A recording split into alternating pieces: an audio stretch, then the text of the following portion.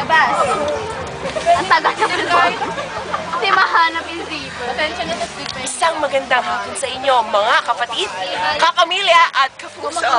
Kapatid ba? Narito tayo ngayon sa Ternate Marine Base Beach Resort na kung saan nabalak ng Sexy Prudence. Okay? Take note. Sexy Prudence. Paano? Okay, sa mga next. So narito nga tayo ngayon at may cooking master boss. Umayos ka, papalitan ka namin. Narito Interview. Narito ngayon si Francis Rosoteria taking accountancy na. Okay na. Mukhang masarap ang kanyang Asan na yung mic mo? Wala kang mic. I-on mo nga, i-on mo. Sa bibig, sa bibig, sa bibig. Go, go.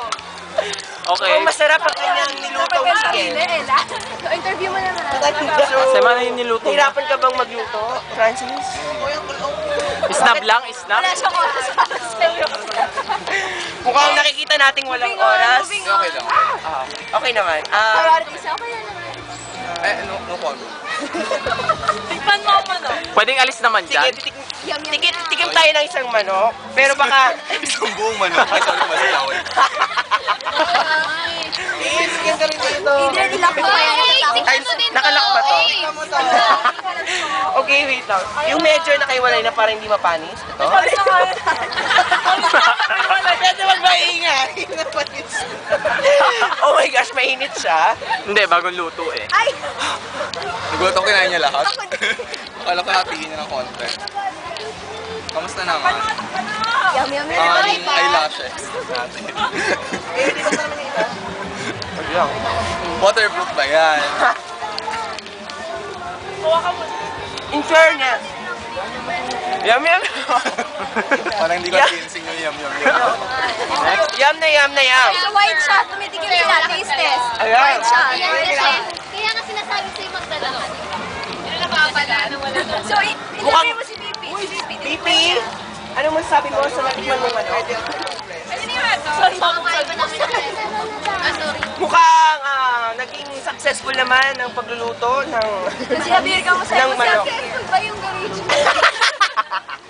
Di pre, bato lahat. Bato na lahat. Mukhang kinakarir po ni Miss Abir Cotamora na taking easy. Ano, Cotamora? Ano meron ngayon sa Adamson? Tigil lang drill. Tigil lang, partner. Okay, President. Okay, meron po tayo special. Oh my God. Meron po Nagkawain ng isang president ng Adamson. Nagkahiwa po ng hotdog. Yan ba ang tinakbo mo? isa pong hindi matatawarang special guest. Isang hindi matatawaran, mahal to. Okay. Anong bayad dyan? Hindi natatawa. Pan po yan ni Mr. Dahil walang...